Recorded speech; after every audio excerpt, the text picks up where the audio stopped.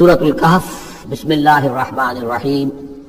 الحمد للہ الذی انزل علی عبدہ الکتاب ولم یجعل لہ عوجا۔ یہ پوائنٹ میں نوٹ کرا چکا ہوں کہ آخری آیت کیا تھی؟ قل الحمد للہ، کہو قل حمد اللہ کے لیے ہے۔ یہ آخری آیت تھی سورہ بنی اسرائیل کی، اور سورہ کہف کی آیت شروع ہو رہی ہے الحمد للہ الذی، گویا کہ اس حکم کی تعمیل جو ہے اس سے آغاز ہو رہا ہے سورہ مبارکہ کا۔ اس کو میں نے کہا تھا یہ انٹرلاکڈ ہیں دونوں صورتیں جو ہیں، جیسے آتا ہے تورات میں کہ حضرت یعقوب اپنے بھائی عیسو کی ایڑیاں پکڑے ہوئے تولد ہوئے، یہ جڑواں پیدا ہوئے تو دو بھائی عیسو اور یعقوب۔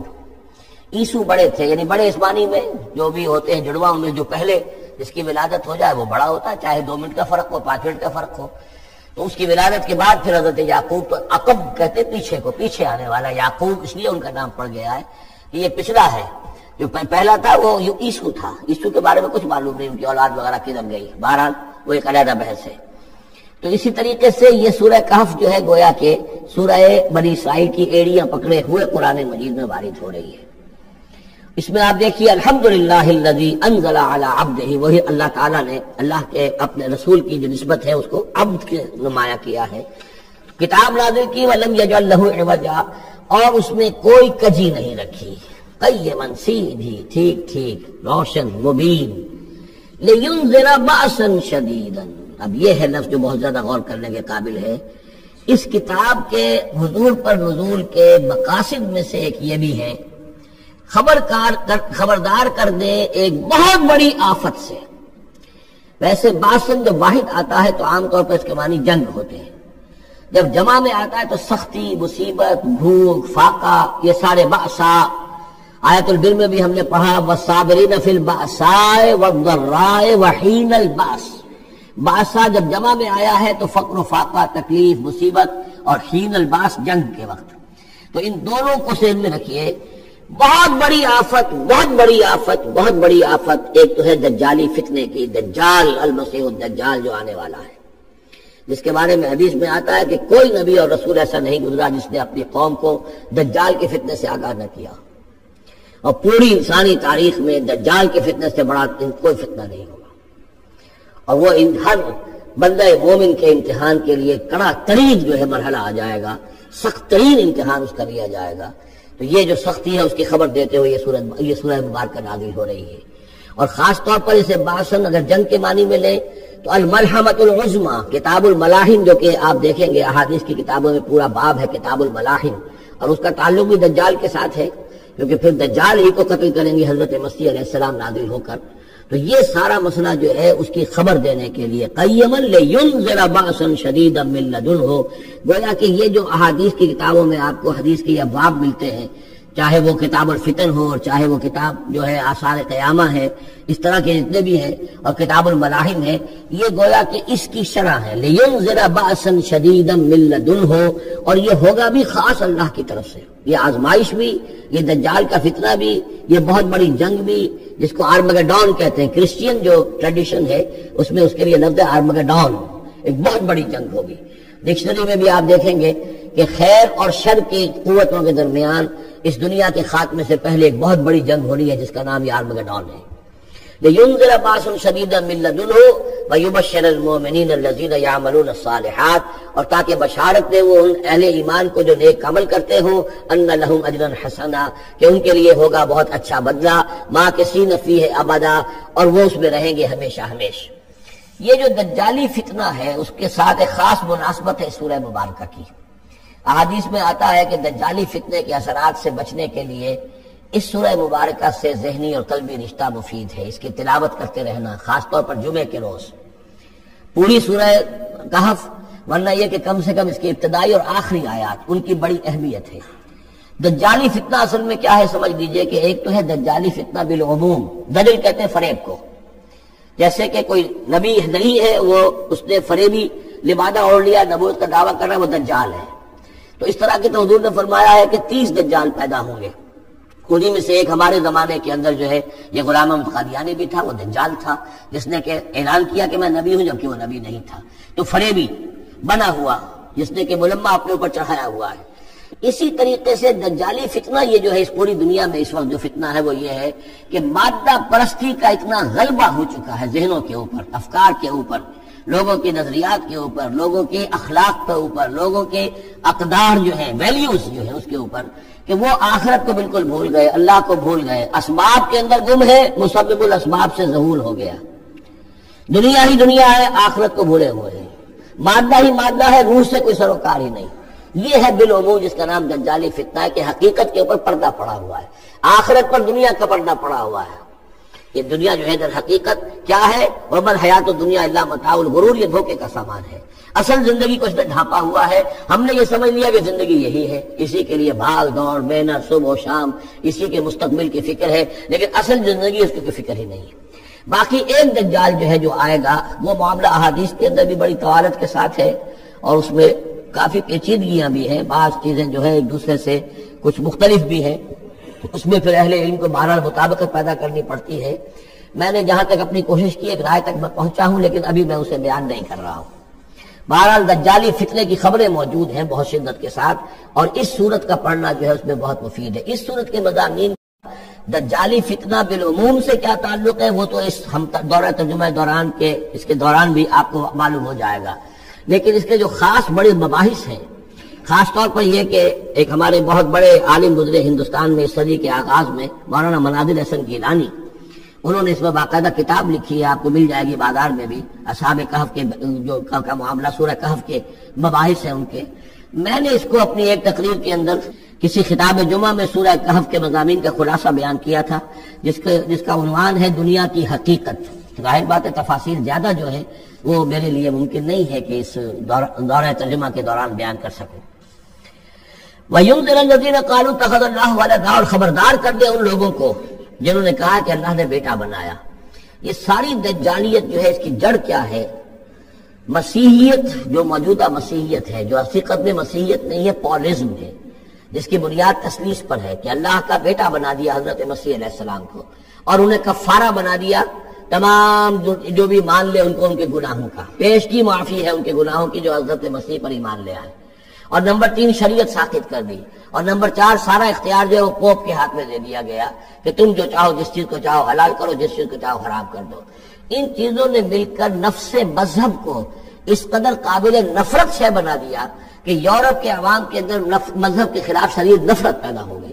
چنانچہ اس کے بعد جب مسلمانوں کے زیر اثر وہاں پر علم پھیلا ہے، ہسپانیہ کی یونیورسٹیوں سے علوم اور فنون جو ہیں یہ فرانس اور اٹلی اور جرمنی کے نوجوان آتے تھے، اور وہاں آ کر وہ قرطبہ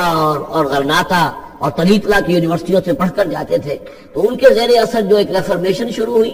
اصلاح مذہب، اور ایک رینائسنس، تحریک احیاء العلوم، وہ جو اصل تو تحریک تھی اس بات کی کہ انسان علم کی طرف دوبارہ رجوع کرے، لیکن یہ کہ وہ علم جب آگے بڑھا ہے تو وہاں پہ عیسائیت کے خلاف جو رد عمل تھا اس کی وجہ سے اس میں مذہب کی دشمنی جو ہے اس تحریک کے اندر خود بخود شامل ہو گئی۔ تو مذہب سے بیزاری، روحانیت کا انکار، آخرت سے بالکل بے پرواہی اور اس کا بھی انکار،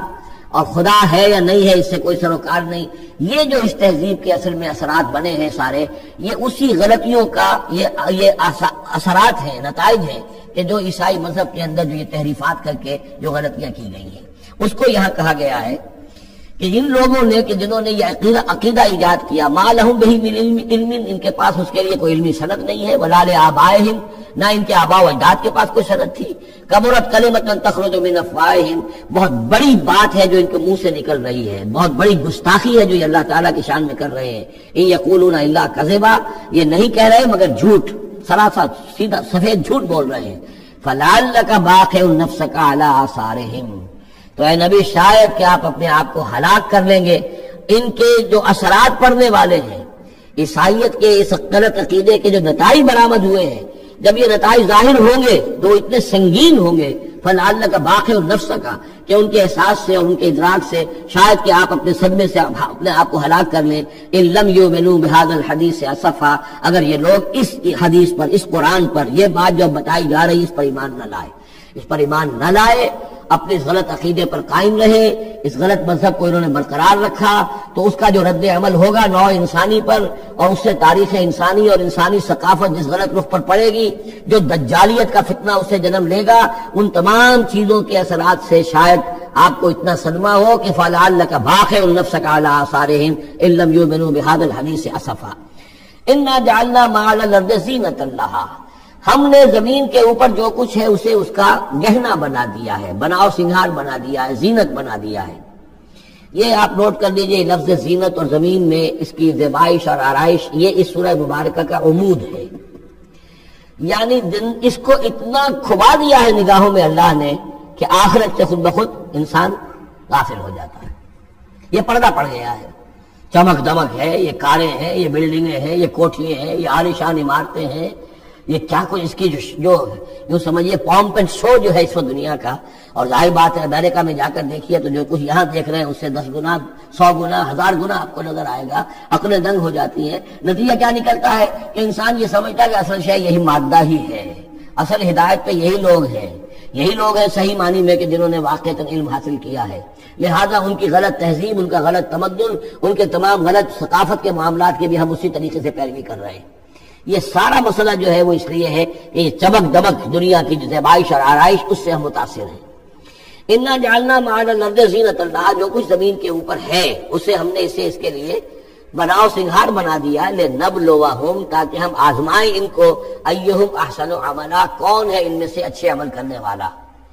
یعنی اب یوں دیکھیے وہ شعر جو ایک ہے، اگرچہ ذرا تھوڑا سا شان باری تعالیٰ کے اعتبار سے تو شاید اتنا مناسب نہ ہو، لیکن یہ کہ مفہوم کو ادا کرتا ہے کہ رخ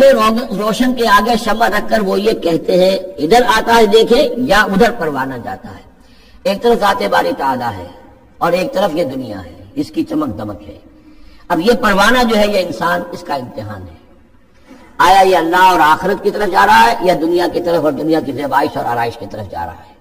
جو زیبائش اور آرائش کی طرف چلا گیا وہ گیا، تباہ و برباد ہو گیا، فقط خسر خسرانا مبینا۔ اور جس نے اس دنیا کی زیبائش اور آرائش اس سے منہ موڑ کر وہ جو حقیقت جو اصل حسن ازلی ہے اللہ تعالیٰ کا، اور اس کا جو جلال اور کمال ہے، اور جو آخرت کی نعمتیں ہیں ان کو اختیار کر لیا، وہ کامیاب ہو گیا۔ تو امتحان اتنا ہی ہے کہ رخ روشن کے آگے شمع رکھ کر وہ یہ کہتے ہیں ادھر جاتا ہے دیکھے یا ادھر پروانہ آتا ہے۔ وَإِنَّا لَجَاعِلُونَ مَا عَلَيْهَا صَعِيدًا جُرُزًا، اور یہ کہ جو کچھ بھی اس پر ہے ہم ایک وقت آئے گا کہ اس کو بنا کر رکھ دیں گے جیسے کہ میدان جس میں سے کہ فصل کاٹ لی گئی ہو۔ جب قیامت ہوگی کیا ہوگا یہاں پر اسی زمین کو، نہ یہاں پہ کوئی وہ پہاڑ رہ جائیں گے کوٹ کوٹ کر چپٹی کر دی جائے گی، نہ یہ اب یہ آپ کے پاس جو ہے وہ اسکائی اسکریپرز رہ جائیں گے، نہ یہ اعلیٰ شان عمارتیں ہوں گی، کچھ نہیں ہوگا۔ یہ سب برابر ہوگا جیسے کہ کسی کھیت کے اندر فصل کاٹ دی جاتی ہے تو اب وہ پڑا ہوتا ہے ویران۔ وَإِنَّا لَجَاعِلُونَ مَا عَلَيْهَا صَعِيدًا جُرُزًا، ہم اسے کر کے چھوڑیں گے ایسا کھیت کہ جہاں پر چورا پڑا ہوا ہو، صرف بچا کھچا جو ہے وہ اس کا توڑی کا اور کچھ نہ ہو۔ ام حسبت ان اصحاب الکہف والرقیم کانوا من آیاتنا عجبا، اب یہاں سے اصحاب کہف کی بات شروع ہو رہی ہے، کیونکہ پوچھوایا تھا یہودیوں نے اصحاب کہف کون تھے۔ کیا تم سمجھتے ہو کہ اصحاب الکہف والرقیم، رقیم جو ہے ان کی تختی تھی ایک جس کے اوپر ان کے حالات لکھ کر، جو ان کے ایک جو کہف تھی ان کی غار جو تھی اس کے اوپر لگا دی گئی تھی، تو انہیں اصحاب الکہف بھی کہتے ہیں، اصحاب الرقیم بھی کہتے ہیں، یہ دونوں انہیں ایک ہی گروہ کے نام ہیں۔ کیا وہ تمہارے خیال میں ہماری بڑی عجیب آیات میں سے تھا؟ یعنی واقعتاً بات تو غیر معمولی تھی، لیکن حقیقت میں ہمارے ہاں تو ہماری تخلیق میں، ہماری صنائی میں اس سے ہزاروں گنا زیادہ عجیب باتیں ہوتی ہیں۔ ہمارے لیے تو کچھ ہے ہی نہیں کسی بھی درجے میں، تم سمجھتے ہو شاید وہ بہت بڑی بات ہے۔ یہ اصحاب کہف کا جو قصہ ہے اب میں سمجھتا ہوں کہ پورے وثوق کے ساتھ ہم کہہ سکتے ہیں کہ یہ قصہ کیا تھا۔ دیکھیے جب حضرت مسیح علیہ السلام آئے ہیں تو یہ پورا علاقہ جو ہے فلسطین کا اور یہاں پہ جو آپ نے تبلیغ کی ہے تو یہ اس وقت رومن امپائر کا ایک حصہ تھا، اگرچہ مقامی طور پر ایک لوکل بادشاہ جو تھا یہودی وہاں پر حکومت کر رہا تھا، لیکن وہ پپٹ تھا، اصل میں تو حکومت جو تھی رومیوں کی، جو رومی تھے بت پرست۔ اور اس کے بعد چونکہ انہوں نے بغاوت کی، حضرت مسیح تو اٹھا لیے گئے سن 30 عیسوی کے آس پاس یا 33 عیسوی کے آس پاس، لیکن اس کے بعد جو ہے ان یہودیوں نے بغاوت کی رومیوں کے خلاف، جس کے نتیجے میں سن 70 عیسوی میں ٹائٹس رومی نے تو ان کی حکومت بھی ختم کی، اور بیت المقدس کو برباد کیا، یروشلم کو تباہ کیا، 1,33,000 یہودیوں کو قتل کیا اور ان کو بھیج دیا، نکال دیا وہاں سے باہر۔ اس وقت کا معاملہ یہ ہے کہ اب کوئی اکے دکے جو بھی رہ جاتے تھے یہاں پر، کوئی یہودی یا عیسائی، یہودیوں کو تو نکال دیا، عیسائی رہ گئے، لیکن عیسائیوں پر بھی بہت ظلم ہوتا تھا۔ یہ موحد تھے، حضرت عیسیٰ کے ماننے والے، وہ بت پرست تھے۔ تو اس زمانے میں کہیں بادشاہ کوئی تھا، ڈیسیس یا دقیانوس جس کو کہتے ہیں، اس کے زمانے میں کچھ جو عیسائی تھے حضرت عیسیٰ پر ایمان رکھتے ہیں، آج کے عیسائیوں پر قیاس نہ کیجیے، جو نصارہ تھے حضرت عیسیٰ کو ماننے والے جو موحدین تھے، ان میں سے کچھ نوجوانوں کی پیشی ہوئی بادشاہ کے دربار میں۔ انہوں نے کہا کہ تم اپنے نئے دین سے اگر باز نہیں آؤ گے، اتنے دن کی مہلت تمہیں دی جا رہی ہے تو تمہیں سولی چڑھا دیا جائے گا، بس مہلت دی جا رہی ہے، جاؤ غور کر لو، سوچ لو۔ ان لوگوں نے آ کر سوچا کہ اب نہ تو ہمارے لیے یہ ممکن ہے کہ ہم مقابلہ کر سکیں، چلو کسی غار میں چھپ جاتے ہیں، دیکھیں اللہ تعالیٰ کیا کرتا ہے ہمارے لیے۔ وہ ایک غار میں جا کر چھپے، اور غار میں جا کر چھپے ہیں تو اللہ نے انہیں وہاں پر سلا دیا، موت تاریخ سنا دیا۔ اللہ کروٹ بھی بدلواتا رہا، ان کے لیے سارا کچھ بندوبست کیا، اللہ کی قدرت میں تھا۔ حضرت عزیر کو 100 برس کے لیے مار دیا تھا، موت کے بعد ان کو دوبارہ زندہ کر دیا۔ لیکن یہ کہ ان کا معاملہ یہ ہے کہ ان کو وہاں پر جو ہے تقریباً 300 برس یہ وہاں پر پڑے رہے اس غار کے اندر۔ غار کی شکل کچھ خاص ایسی تھی کہ ادھر آنا جانا لوگوں کا تھا ہی نہیں، اور یہ ہے جو موجودہ ترکی کے علاقے میں شہر ایفسس ہے، اس کے آس پاس ہیں اس طرح کے غار، جیسے اجنتا کے غار ہندوستان کے مشہور ہیں، ایسے ہی وہاں بھی غاروں کا سلسلہ ہے، اور ہیں بھی وہ ایسے کہ ان کے دہانے جو ہے وہ ہیں شمال کی جانب، تو دھوپ ان میں براہ راست نہیں جاتی، صرف یہ کہ ریفلیکٹڈ لائٹ تو آتی ہے لیکن یہ کہ براہ راست دھوپ نہیں جاتی، تو ایک طرح کا اندھیرا سا اس کے اندر ٹوائی لائٹ جسے آپ کہہ لیں وہ رہتا ہے سارا دن۔ وہاں پر یہ 300 برس تک سوتے رہے۔ اس 300 برس کے عرصے میں یہ ہوا کہ رومن امپائر جو ہے اس نے خود عیسائیت اختیار کر لی۔ 300 عیسوی کے اندر کانسٹنٹائن جو تھا ایمپرر وہ عیسائی ہو گیا، اب پوری امپائر جو عیسائی ہو گئی۔ اب اس کے زمانے میں اس کے بعد تھیوڈوسیس ہے ایک، 446 عیسوی میں یہ تھا، اس کے زمانے میں اللہ تعالیٰ نے ان لوگوں کو جگایا 300 برس کے بعد۔ اب یہ سمجھ رہے ہیں کہ وہی زمانہ ہے، وہی کفار کی حکومت ہے، وہی مشرکین ہے۔ اب انہوں نے ڈرتے ڈرتے اپنے کسی ایک آدمی سے کہا بھائی جاؤ یہ لے کے سکہ لے کر جاؤ، چاندی کا کچھ نہ کچھ کھانے پینے کے لیے لے کر آؤ، دیکھنا لیکن اس طرح ہو کہ ہمارا پتہ نہ چل جائے کہ ہم یہاں چھپے ہوئے ہیں۔ وہاں جو گئے انہوں نے وہ سکہ پیش کیا، یہ سکہ تو واپس کہاں سے آیا؟ یہ تو بہت پرانا سکہ ہے، تو 400 سال پرانا 300 سال پرانا سکہ کہاں سے لے آئے تمہیں کوئی خزانہ ملا ہے؟ بہرحال اس حوالے سے اب وہ جو ہے وہ پکڑے گئے، ان کی حالت جو ہے وہ جو بات سامنے آ گئی، لیکن جب بات سامنے آ گئی تو اب ان کا تو بہت وہ عزت کی گئی، اس لیے کہ اب تو جو ان کا مذہب تھا در حقیقت پوری مملکت کا مذہب وہی ہو چکا تھا، تو صورتحال تو تبدیل ہو چکی ہے۔ پھر یہ کہ اس کے بعد تفصیل معلوم نہیں ہے کہ غالباً وہ جا کر اپنی اسی غار میں وہ سو گئے ہیں یا دوبارہ اللہ نے ان پر وہیں پر موت طاری کر دی ہے، اس کا دروازہ بند کر کے اور اس پر ایک تختی لگا دی گئی ہے۔ یہ اصحاب کہف ہے۔ گبن کی جو ہے decline and fall of Roman empire, اس میں بھی یہ 7 سلیپرز، 7 سونے والے، ان کی کہانی موجود ہے۔ یہ چیز جو ہے گویا کہ رومن لٹریچر کے اندر موجود تھی، اس کا جو ذکر موجود تھا، اور قرآن مجید میں یہ امتحاناً سوال کیا گیا حضور سے، تو اس کا جواب دیا گیا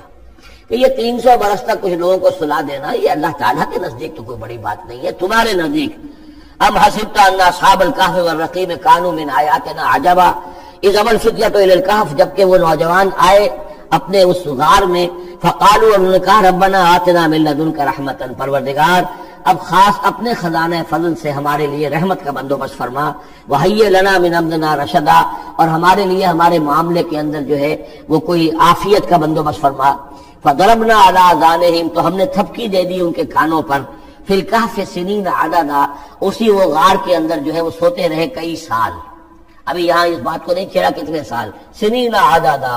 متعدد سال وہ سوتے رہے۔ ثم بعثناہم، پھر ہم نے انہیں اٹھایا،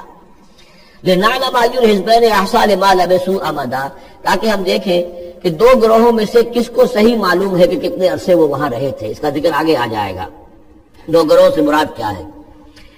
نحن نقص علیک نبأهم بالحق، اے نبی ہم آپ کو ان کا یہ قصہ سنا رہے ہیں، بیان کر رہے ہیں ان کے حالات حق کے ساتھ، صحیح بلا کم و کاشت۔ انہم فتیۃ آمنوا بربہم، وہ چند نوجوان تھے جو ایمان لائے اپنے رب پر، توحید کے ساتھ ایمان لانے والے، وزدناہم ہدی، اور ہم نے ان کی ہدایت میں اور اضافہ فرمایا۔ وربطنا علی قلوبہم، ہم نے ان کے دلوں کو ڈھارس دی، مضبوطی دی، دلوں کے اندر ثبات پیدا کر دیا، اذ قاموا، جب وہ بادشاہ کے دربار میں کھڑے ہوئے، اور جیسے کبھی حضرت ابراہیم علیہ السلام نے بات کی تھی اسی طرح ڈٹ کر انہوں نے بات کی، اذ قاموا فقالوا، اور انہوں نے کہا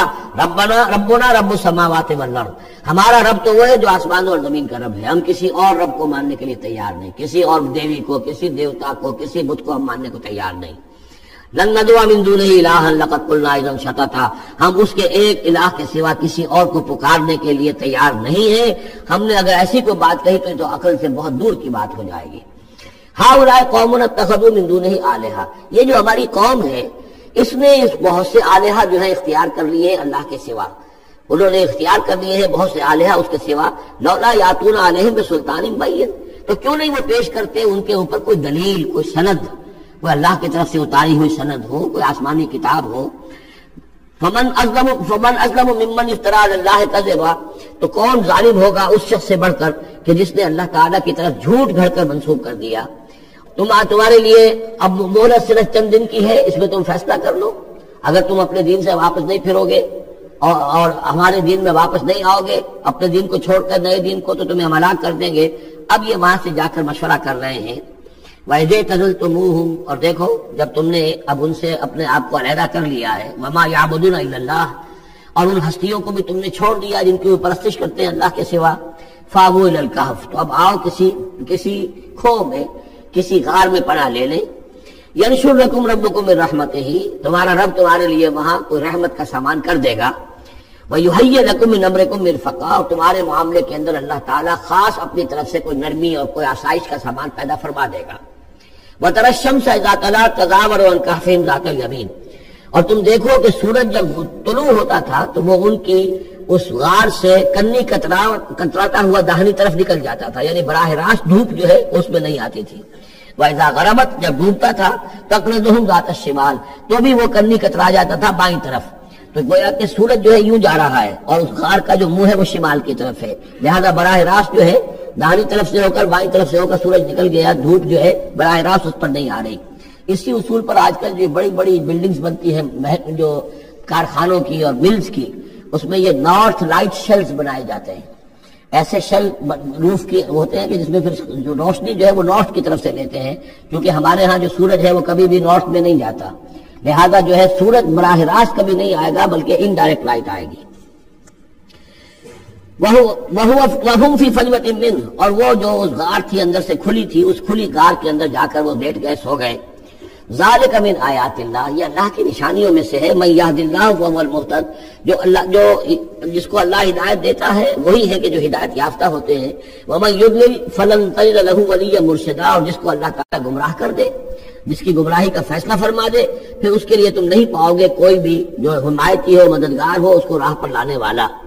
وَتَحْسَبُهُمْ أَيْقَاظًا، صورتحال ایسی تھی کہ تم اگر اس کو دیکھتے تو یہ سمجھتے کہ وہ جاگ رہے ہیں، وَهُمْ رُقُودٌ، حالانکہ وہ سو رہے ہیں۔ وَنُقَلِّبُهُمْ ذَاتَ الْيَمِينِ وَذَاتَ الشِّمَالِ، ہم ان کو کروٹیں بھی دلواتے رہے، داہنی طرف بھی بائیں طرف بھی،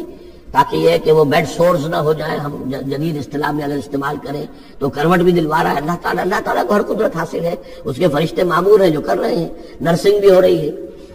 ذات الشمال وکلبہم باسط ذراعیہ بالوسید، ان کا ایک کتا بھی تھا جو اپنے دونوں ہاتھ پھیلا کر، دونوں اگلے جو ہے پاؤں جو ہاتھ اس کو سمجھیے، اور اس کے کوئی بہت ہی خونخوار قسم کا کتا تھا جو اس غار کے منہ پر اپنے دونوں ہاتھ پنجے آگے پھیلا کر بیٹھا ہوا زور سے۔ اس کا نتیجہ کیا نکلتا تھا؟ لَوِ اطَّلَعْتَ عَلَيْهِمْ، اگر اچانک تمہارا کہیں وہاں گزر ہو جائے، لَوَلَّيْتَ مِنْهُمْ فِرَارًا وَلَمُلِئْتَ مِنْهُمْ رُعْبًا، تو وہاں سے تمہارے اوپر رعب طاری ہو جائے، خوف طاری ہو جائے، اور میں وہاں سے تم بھاگو، کہ بڑا بھیانک منظر ہے، ایک کہف ہے، اندر اندھیرا ہے، اور آگے جو ہے بڑا کوئی ٹیریئر بل قسم کا کتا جو ہے وہ بیٹھا ہوا ہے، خوفناک قسم کا، اس نے اپنے پنجے بھی آگے کیے ہوئے ہیں۔ وَلَمُلِئْتَ مِنْهُمْ رُعْبًا وَكَذَلِكَ بَعَثْنَاهُمْ، اسی طرح پھر ہم نے انہیں ایک وقت میں اٹھایا، لِيَتَسَاءَلُوا بَيْنَهُمْ، تاکہ وہ آپس میں ایک دوسرے سے سوال کریں۔ قَالَ قَائِلٌ مِّنْهُمْ كَمْ لَبِثْتُمْ، ان میں سے ایک نے کہا کتنے عرصے یہاں ہم رہے ہوں گے، کیا خیال ہے آپ کا؟ قَالُوا لَبِثْنَا يَوْمًا أَوْ بَعْضَ يَوْمٍ، انہوں نے کہا کہ ہم رہے ہوں گے ایک دن یا دن کا کچھ حصہ، تھوڑی سی نیند ہم نے لی ہے، استراحت کی اور کیا کیا ہے۔ قَالُوا رَبُّكُمْ أَعْلَمُ بِمَا لَبِثْتُمْ، کچھ اور تھے، انہوں نے کہا چھوڑو اس بات کو، اللہ تمہارا جانتا ہے کتنی دیر رہے، 2 گھنٹے رہے، 2 دن رہے، کیا پتا، ہمیں کیا معلوم۔ فَبْعَثُوا أَحَدَكُمْ بِوَرِقِكُمْ هَٰذِهِ، تو لو یہ چاندی کا سکہ، ورق جو ہے چاندی کو کہتے ہیں، تو اس کو دے کر ایک آدمی کو بھیجو الی المدینہ، شہر کی طرف، فَلْيَنظُرْ، وہ دیکھے، أَيُّهَا أَزْكَىٰ طَعَامًا، کہاں سے کوئی پاکیزہ خوراک مل سکے۔ ظاہر بات ہے کہ وہ ان کا جو تصورات تھے، موحد بھی تھے تو پاکیزہ کھانا بھی چاہتے تھے۔ ایھا أزکیٰ طعاما فلیأتکم برزق منہ، تو اس میں سے کچھ ہمارے لیے راشن لے آئے۔ ولیتلطف، اور دیکھے کہ وہ نرمی کرے، کسی سے جھگڑ نہ پڑے، کہیں کسی سے جھگڑ پڑا اور جھگڑنے کی وجہ سے پھر کوئی شکل ہو جائے تو ہم تک لوگ پہنچ جائیں، تو بڑی نرمی کے ساتھ وہ معاملہ کرے۔ یہ ولیتلطف نوٹ کر لیجئے، یہ تعداد حروف کے اعتبار سے قرآن مجید کا نصف ہے۔ ولیتلطف نصف اول میں ہے، لام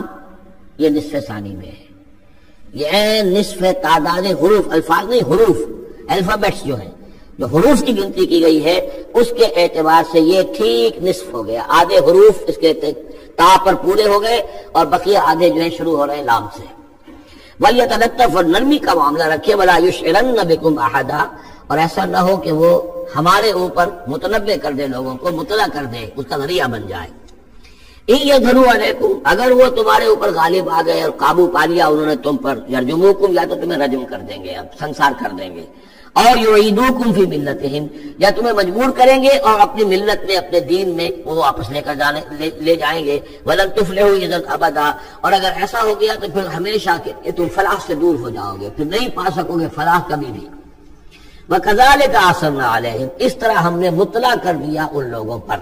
یعنی اب وہاں کے لوگوں نے، شہر کے لوگوں کو مطلع ہو گئے کہ یہ لوگ، ظاہر بات ہے کہ بڑا چرچا ہو گیا ہوگا یہ کون ہے۔ اب اس نے بات بتائی، پھر وہ آئے تو معلوم ہوا کہ ہاں واقعتاً کہ ان کے حالات، کوئی 7 آدمی ہوتے تھے ایک زمانے میں، اور وہ کہیں روپوش ہو گئے تھے، گم ہو گئے تھے، کہیں نہیں ملے تھے، پوری مملکت میں تلاش کیا گیا تھا، پھر ان کے حالات ایک تختی کے اوپر لکھ کر جو ہے وہ خزانے میں رکھ دیے گئے تھے، وہ تختی کہیں نکلوائی گئی، 300 برس سے زائد پرانی بات تھی، اس کے اوپر وہ قصہ پورا کا پورا لکھا ہوا مل گیا، تو وہ ساری چیز جو ہے وہ بات کھل گئی۔ وَكَذَلِكَ أَعْثَرْنَا عَلَيْهِمْ، اور اس طرح ہم نے یہ بات ظاہر کر دی ان پر، لِيَعْلَمُوا، اب اس سے کیا کیا چیزیں واضح ہوئی، ان وعد اللہ حق وان الساعۃ لا ریب فیہا، اللہ کا وعدہ سچا ہے اور یہ کہ قیامت کے بارے میں کوئی شک نہیں ہو سکتا، آتیۃ لا ریب فیہا، وہ آ کر رہے گی۔ اس لیے کہ جب 300 برس تک ایک آدمی سویا رہ سکتا ہے اور پھر وہ اٹھ گیا، تو کیا مشکل ہے اللہ کے لیے کہ وہ جو مر چکے ہوں ان کو دوبارہ زندہ کر دے۔ اذ یتنازعون بینہم امرہم، اب وہ ان کے بارے میں آپس میں جھگڑنے لگے کہ کیا کرنا چاہیے ان کا معاملہ۔ وہ تو جا کر اپنے غار کے اندر دوبارہ سو گئے اور اب اللہ نے ان کے اوپر موت جو ہے حقیقی موت وارد کر دی۔ اب کیا کرنا چاہیے؟ اذ یتنازعون بینہم امرہم، تو وہ لوگ جبکہ وہ آپس میں جھگڑ رہے تھے، فقالوا ابنوا علیہم بنیانا، کچھ لوگوں نے کہا کہ یہاں پہ ایک یادگار تعمیر کر دی جائے، ایک عمارت تعمیر کی جائے، معلوم ہو کہ یہاں اتنا بڑا واقعہ ہوا ہے تو اس کے پاس ایک یادگار تعمیر ہو۔ ربهم اعلم بهم، ان کا رب ان سے اب بہتر واقف ہے۔ قال الذين غلبوا على امرهم، تو جن لوگوں کی بات مانی گئی، جو غالب آئے اپنی رائے کے اعتبار سے، انہوں نے یہ کہا لنتخذن علیہم مسجدا، کہ اب ہم یہاں پر ایک مسجد تعمیر کریں گے ان کی یاد میں۔ اب یہاں تک کا واقعہ بیان کر کے فرمایا سیقولون ثلاثۃ رابعهم کلبهم، یہ لوگ کہیں گے کہ وہ 3 تھے اصحاب کہف اور چوتھا تھا ان کا کتا۔ وَيَقُولُونَ خَمْسَةٌ سَادِسُهُمْ كَلْبُهُمْ، اور کچھ یہ کہیں گے کہ نہیں وہ 5 تھے اور چھٹا تھا ان کا کتا۔ رجمم بالغیب، یہ ساری باتیں جو یہ کہہ رہے ہیں یہ اندھیرے کے اندر ٹامکٹوئیاں ہیں، یہ تیر تکے چلا رہے ہیں اندھیرے کے اندر۔ وَيَقُولُونَ سَبْعَةٌ وَثَامِنُهُمْ كَلْبُهُمْ، اور ان میں سے کچھ وہ بھی ہیں جو کہتے ہیں کہ وہ 7 تھے اور 8واں ان کا کتا تھا۔ قُلْ رَبِّي أَعْلَمُ بِعِدَّتِهِمْ، کہہ دیجئے کہ میرا رب زیادہ بہتر جانتا ہے کہ ان کی تعداد کتنی تھی۔ مَا يَعْلَمُهُمْ إِلَّا قَلِيلٌ، نہیں جانتے اس چیز کو مگر بہت کم لوگ۔ یہاں قرآن مجید نے صراحت تو نہیں کی، لیکن مفسرین کا کہنا یہ ہے کہ بٹوین دی لائن بتا دیا کہ یہی رائے صحیح ہے، اس لیے کہ ثلاثۃ رابعهم کلبهم، خمسۃ سادسهم کلبهم، درمیان میں واو نہیں ہے،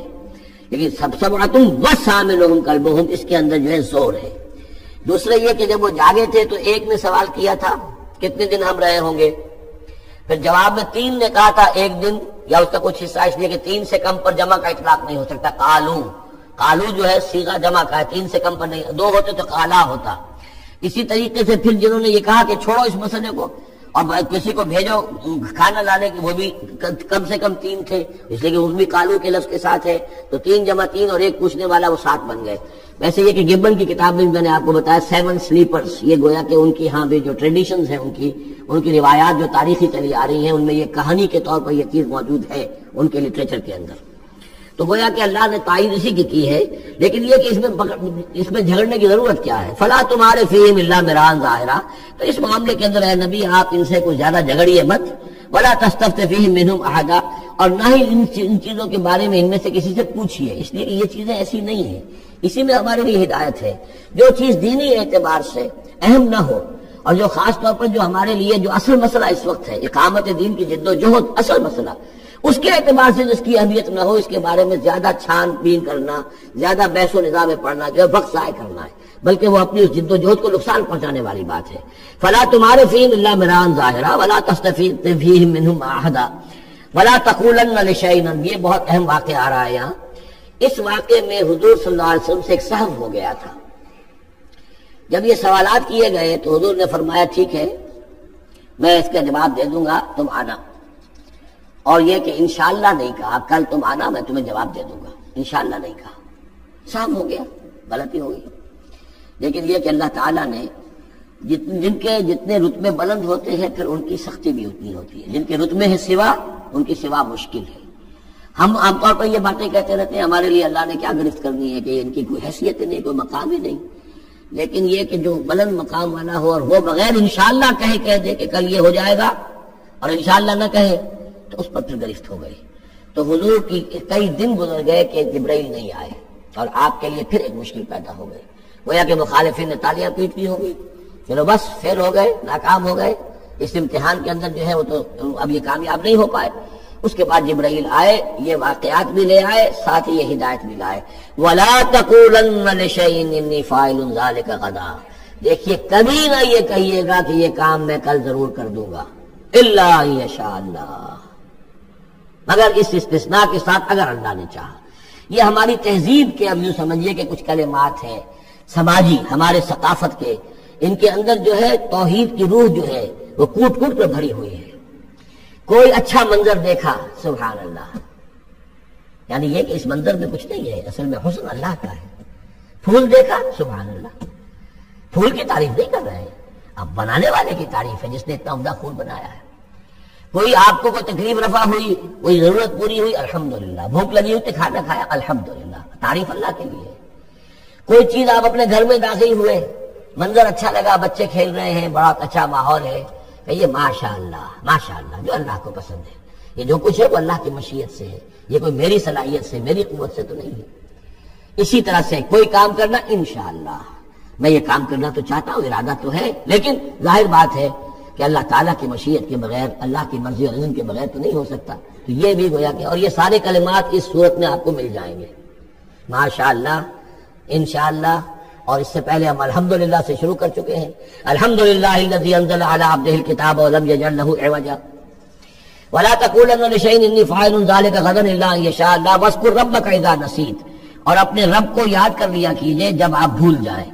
یعنی یہ کہ اگر کسی وقت بھول جائیں تو پھر جب یاد آ جائے، واذکر ربک، تو پھر اللہ تعالیٰ کی طرف دھیان لگائیے۔ وقل عسیٰ ان یہدینی ربی لاقرب من ھذا رشدا، اور کہیے کہ ہو سکتا ہے کہ میرا رب اس معاملے میں اس سے بہتر راہ کی طرف میری رہنمائی کر دے، یعنی میں یہ کیوں کہوں کہ یہ کام میں کروں گا، ہو سکتا ہے اللہ تعالیٰ جو ہے اس سے بہتر کوئی بات، کوئی صورتحال پیدا کر دے۔ لہذا اس معاملے کے اندر بھی کوئی زیادہ جازم ہو جانا نہیں چاہیے، بلکہ معاملات کو تفویض الامر الی اللہ، سپردم بتو مایا خیشرا تو دانی حساب کم و بیشرا، تو اس طریقے سے انسان جو ہے اللہ تعالیٰ کے حوالے کیے رکھے۔ وَلَبِثُوا فِي كَهْفِهِمْ ثَلَاثَمِائَةٍ سِنِينَ وَازْدَادُوا تِسْعًا، اور وہ رہے اپنی اس غار میں 300 برس اور اس کے اوپر 9 سال۔ اس کی تعبیر کیا ہے؟ شمسی حساب سے 300 برس، اور یہ 300 برس جو شمسی ہوتے ہیں، جو سولر کیلنڈر کے، وہ قمری حساب سے 309 بن جاتے ہیں۔ اس حوالے سے یہ دونوں عدد بالکل صحیح ہے۔ قُلِ اللَّهُ أَعْلَمُ بِمَا لَبِثُوا، کہیے یہ بھی اللہ بہتر جانتا ہے کتنے عرصے رہے، اس میں بھی بحث میں پڑھنے کی ضرورت نہیں۔ لَهُ غَيْبُ السَّمَاوَاتِ وَالْأَرْضِ، اللہ تعالیٰ ہی کے اختیار میں ہے اور اللہ ہی کے علم میں ہے، غیب کل کا کل آسمانوں اور زمین کا، اب سے بہی واس میں، کیا ہی عجیب اور اچھا ہے وہ دیکھنے والا، اور کیا ہی اچھا ہے وہ سننے والا، اس کی سماعت، اس کی بصارت کا تم کیا اندازہ کرو گے۔ ما لہم من دونہ من ولی، ان کا کوئی ساتھی اور پشت بنا اور مددگار اور حمایتی نہیں ہے اس کے سوا، ولا یشرک فی حکمہ احدا، اور وہ اپنے حکم اور اختیار اور اپنی حاکمیت کے حق میں کسی کو شریک کرنے کو تیار نہیں ہے۔ یہ جو توحید حاکمیت، اس کے بارے میں نوٹ کر لیجئے، سورہ یوسف میں ہم نے پڑھا ان الحکم الا للہ، امر اللہ تعبدوا الا ایاہ ذالک الدین القیم۔ سورہ بنی اسرائیل کی آخری آیت میں آیا ولم یکن لہ شریک فی الملک، بادشاہت میں اس کا کوئی شریک نہیں۔ یہاں فرمایا ولا یشرک فی حکمہ احدا، وہ اپنے حکم اور حاکمیت کے اختیار میں کسی کو شریک کرنے کے لیے تیار نہیں۔ وَاتْلُ مَا أُوحِیَ إِلَیْکَ مِن کتاب ربک، اور اے نبی تلاوت کیجئے جو آپ کی طرف وحی کی گئی ہے آپ کے رب کی کتاب میں سے۔ یعنی یہ جو سخت حالات ہیں جن سے آپ گزر رہے ہیں، دباؤ ہے آپ پر بہت شدید، اس میں آپ کے لیے سہارا کیا ہے؟ وَمَا صَبْرُکَ إِلَّا بِاللَّهِ، اور اللہ کے ساتھ اپنا قلبی تعلق اور ذہنی رشتہ قائم کرنے کے لیے سب سے مؤثر ذریعہ کیا ہے؟ قرآن مجید کی تلاوت۔ وَاتْلُ مَا أُوحِیَ إِلَیْکَ مِن کتاب ربک، جو بھی آپ کی طرف وحی کیا گیا ہے آپ کے رب کی کتاب میں سے، اس کی تلاوت کرتے رہا کیجئے۔ لا مبدل لکلماتہ، اس کی باتوں کو بدلنے والا کوئی نہیں ہے۔ وَلَن تَجِدَ مِن دُونِهِ مُلْتَحَدًا، اور اس کے سوا آپ کو کہیں کوئی پناہ نہیں ملے گی۔ پناہ دینے والا بھی وہی ہے، کوئی اور پناہ نہیں دے سکے گا۔ سختی کتنی بھی ہے جھیلیے، برداشت کیجئے، اس سختی کو آسان بنا سکتے ہیں اللہ کی کتاب کی تلاوت کریے اور کر کے سناتے رہیے اپنے ساتھیوں کو بھی، اسی سے تمہارے اوپر یہ سختیاں جو ہے ہلکی ہو جائیں گی، ان بھاری چیزوں کو برداشت کرنا آسان ہو جائے گا۔ لیکن جان لیجئے پناہ ملے گی تو اللہ کے دامن میں۔ لن تجد من دونہ ملتحدا واصبر نفسک مع الذین یدعون ربهم بالغداۃ والعشی، اور اپنے آپ کو روکے رکھیے اور صبر کیجئے ان لوگوں کے ساتھ جو اپنے رب کو پکارتے صبح و شام۔ یہ اگرچہ غرباء میں سے ہیں، یہ بلال ہیں، یہ عبداللہ ابن ام مکتوم ہے، یہ نابینا ہے، یہ ابو فقیر ہے، یہ غلام ہے، یہ عمار ہے، اور یہ اسی طریقے سے خباب ہے، لوہار ہے۔ یہ لوگ جو ہے آپ ان کی رفاقت کو غنیمت سمجھیے۔ واصبر نفسک مع الذین یدعون ربهم بالغداۃ والعشی یریدون وجہہ، وہ اللہ کے رضا کے طالب ہیں، طلبگار ہیں، اللہ سے محبت کرنے والے ہیں۔ ولا تعد عیناک عنہم، اور دیکھیے آپ کی نگاہیں ان سے ہٹ کر ادھر نہ جائیں جن کے پاس دولت ہے۔ عنہم ترید زینت الحیات الدنیا، کہیں آپ کی نگاہ ادھر نہ جائے جہاں زیبائش ہے، آرائش ہے، دنیا کی چمک دمک ہے، دولت ہے۔ آپ ولید بن مغیرہ کی طرف تو متوجہ ہو اور عبداللہ ابن ام مکتوم کی جانب نہ ہو، معاذ اللہ ایسا نہ کیجیے۔ یہ بالکل وہی بات ہے جو ہم سورہ ہجر میں بھی پڑھ چکے ہیں، وَلَا تَمُدَّنَّ عَيْنَيْكَ إِلَىٰ مَا مَتَّعْنَا بِهِ أَزْوَاجًا مِّنْهُمْ زَهْرَةَ الْحَيَاةِ الدُّنْيَا، یہ جو بھی ہم نے ان کو دے رکھا ہے دنیا کا ساز و سامان، چمک دمک، اس کی طرف آپ کی نگاہیں نہ اٹھے۔ وَلَا تَعْدُ عَيْنَاكَ عَنْهُمْ، آپ کی نگاہیں ان سے ہٹ کر، انہیں نظر انداز کر کے ان لوگوں کی طرف نہ متوجہ ہو جائیں۔ ترید زینت الحیات الدنیا، تو کیا آپ بھی دنیا کی، کہ لوگوں کو یہ گمان ہونے لگے، شک ہو جائے کہ آپ کی نگاہ میں بھی دنیا کی زینت کا جو ہے بہت اس کی اہمیت ہے۔ وَلَا تُطِعْ مَنْ أَغْفَلْنَا قَلْبَهُ عَنْ ذِكْرِنَا، اور مت بات مانیے اس کی جس کے دل کو ہم نے اپنی یاد سے غافل کر دیا ہے۔ وَاتَّبَعَ هَوَاهُ، اور جو اپنی خواہش نفس کی پیروی کر رہا ہے۔ وَكَانَ أَمْرُهُ فُرُطًا، اور اس کا کام جو ہے وہ اعتدال سے بہت ادھر ادھر ہو گیا ہے۔ وَقُلِ الْحَقُّ مِن رَّبِّكُمْ فَمَن شَاءَ فَلْيُؤْمِنْ وَمَن شَاءَ فَلْيَكْفُرْ إِنَّا أَعْتَدْنَا لِلظَّالِمِينَ نَارًا أَحَاطَ بِهِمْ سُرَادِقُهَا صدق اللہ العظیم۔ اور پڑھا کرو اس میں سے کہ جو وحی کیا گیا ہے آپ کی جانب آپ کے رب کی کتاب میں سے، اس کی باتوں کا بدلنے والا کوئی نہیں، اور نہیں پاؤ گے تم اپنے لیے اس کے سوا کوئی اور جائے پناہ۔ تھامے رکھو، روکے رکھو اپنے آپ کو ان لوگوں کے ساتھ جو پکارتے ہیں اپنے رب کو صبح و شام اور چاہتے ہیں اس کی رضا، طالب ہیں اس کے روئے انور کے، اور نہ دوڑیں آپ کی نگاہیں ان سے ہٹ کر آپ کہ دنیا کو یہ محسوس ہو، یہ مغالطہ ہو کہ ترید و زینت الحیات الدنیا۔ یہ ذرا مشکل مقام ہے قرآن مجید کا کہ بظاہر تو الفاظ یہ ہیں کہ آپ کی نگاہیں دنیا کی زیبائش اور آرائش کی تلاش میں ان فقراء اور غرباء سے ہٹ کر امراء کی طرف نہ اٹھے۔ لیکن ظاہر بات ہے کہ حضور صلی اللہ علیہ وسلم کی یہ شان نہیں تھی، لہذا اس میں جو بات سمجھ میں آتی ہے وہ یہ ہے کہ ایسا نہ ہو کہ آپ کے التفات کی وجہ سے دنیا یہ محسوس کرے کہ ان کی نگاہ میں بھی وقت اور اہمیت جو ہے وہ دنیاوی مال و دولت اور اسباب کی ہے۔ کسی داعی حق کے لیے یہ معاملہ بہت ہی نازک ہوتا ہے کہ ایک طرف جو حالات و واقعات ہیں اس کے اعتبار سے، جو حقائق ہیں اس کے اعتبار سے، معاشرے کے جو اونچے طبقات ہوتے ہیں، جو وہاں سرداری یا کسی اور طرح کے سربراہی کے منصب پر فائز ہوں یا ان کے پاس فراوانی ہو دولت کی، اب ظاہر بات ہے کہ ان کا ایک اثر و رسوخ ہوتا ہے معاشرے میں۔ ان میں سے کوئی ایک شخص ایمان لے آئے تو وہ بہت سے لوگوں کے برابر ہو جائے گا، جیسے حضرت عمر رضی اللہ اور ابو جہل کو حضور نے دونوں کو پیش کیا اللہ کے سامنے کہ اللہ ان میں سے ایک کو ضرور میری جھولی میں ڈال دے۔ ظاہر بات ہے کہ اس سے اسلام کو تقویت حاصل ہوگی، اور اس سے یہ ہے کہ جن مسلمانوں پر کا قافیہ تنگ ہوا ہے، جن کو ستایا جا رہا ہے، اگر کوئی بڑا آدمی ایمان لے آئے گا تو ان کو بھی سہارا ملے گا، جیسے کہ حضرت عمر اور حضرت حمزہ کے ایمان لانے کے بعد جو غرباء تھے، فقراء تھے اور جو غلام تھے انہیں ستایا جا رہا تھا، انہیں کچھ ریلیف ملا ہے۔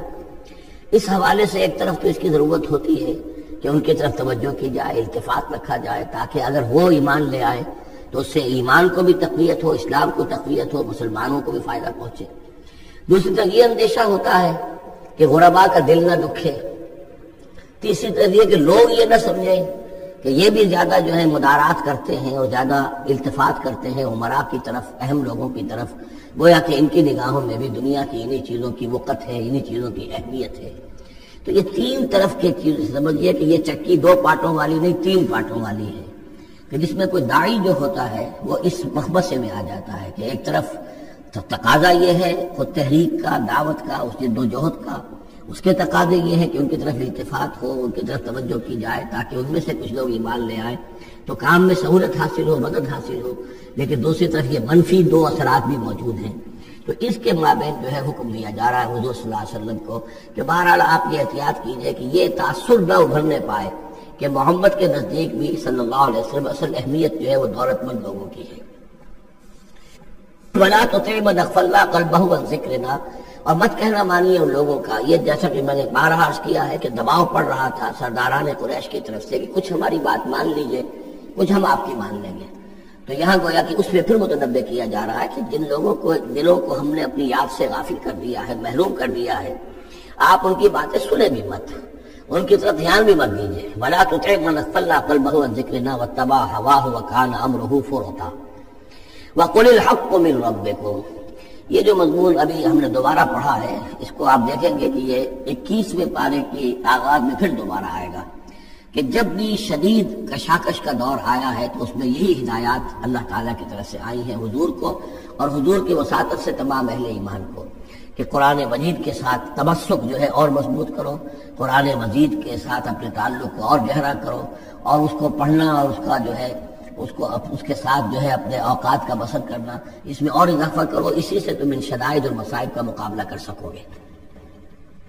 وَقُلِ الْحَقُّ مِنْ رَبِّكُمْ، اور کہہ دیجئے یہ حق ہے میرے رب کی طرف، تمہارے رب کی طرف سے جو میں پیش کر رہا ہوں۔ فَمَنْ شَاءَ فَلْيُؤْمِنْ وَمَنْ شَاءَ فَلْيَكْفُرْ، تو اب جو چاہے ایمان لائے، جو چاہے کفر کرے۔ یہ بالکل وہی بات ہے جو سورۃ الدہر میں کہی گئی ہے کہ اما شاکرا و اما کفورا،